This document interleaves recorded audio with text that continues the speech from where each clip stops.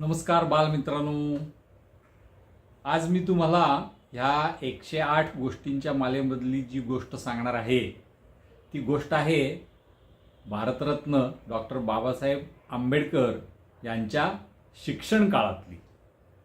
कुठलाही माणूस हा शिक्षणाने मोठा होतो आणि त्याचं एक अतिशय चांगलं उदाहरण म्हणजे बाबासाहेब आहेत.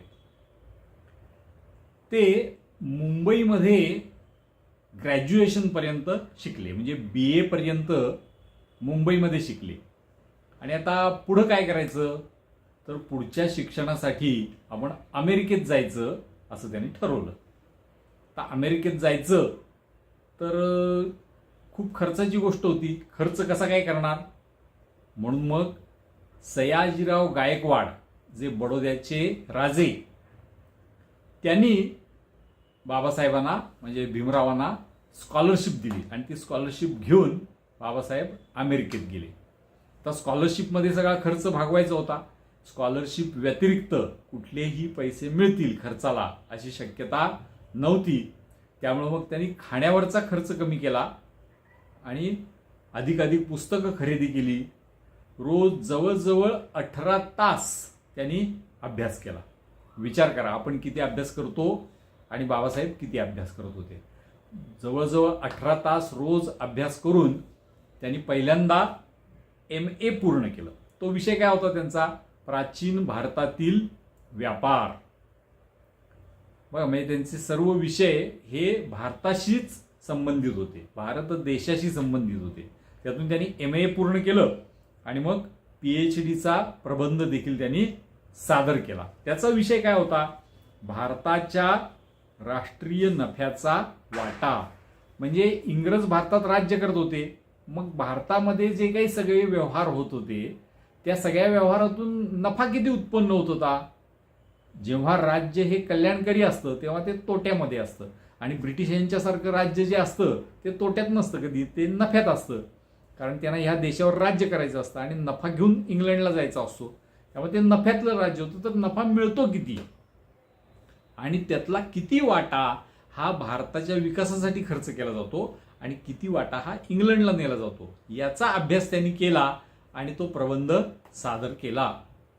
आणि असा विषय घेतल्यामुळे त्यांना थोडा त्रास देखील झाला, कारण कुठल्याला असं आवडतं की युरोपियन राष्ट्र भारताची पिळवणूक करतायत, हे सिद्ध करणारा प्रबंध कुणाला आवडेल. त्यामुळे त्यांना त्यामध्ये थोडा त्रास देखील झाला, पण त्यांनी तो प्रबंध पूर्ण केला. आता त्यांची PhD तर झालेली होती. ते ज्या समाजामध्ये जन्माला आलेले होते त्यामध्ये इतका शिकलेला माणूस कोणी नव्हता. त्यामुळे ते जर थेट भारतात आले असते तर ते सगळ्यात जास्त शिकलेले गृहस्थ म्हणून त्यांची प्रशंसा झाली असती, गौरव झाला असता. म्हणून खरं तर त्यांनी भारतात परत यायला पाहिजे होतं. पण त्यांची शिक्षणाची लालसा ही इतकी होती की त्यांनी स्कॉलरशिपचे अजून काही दिवस शिल्लक होते, तर त्यामध्ये आपण इंग्लंडला जायचं आणि एक अजून PhD करायची असं त्यांनी ठरवलं. म्हणून ते अमेरिकेतून भारतात परत न येता तिथूनच ते इंग्लंडला गेले. लंडन स्कूल ऑफ इकॉनॉमिक्समध्ये त्यांनी प्रवेश घेतला आणि PhDच्या अभ्यासाला सुरुवात केली.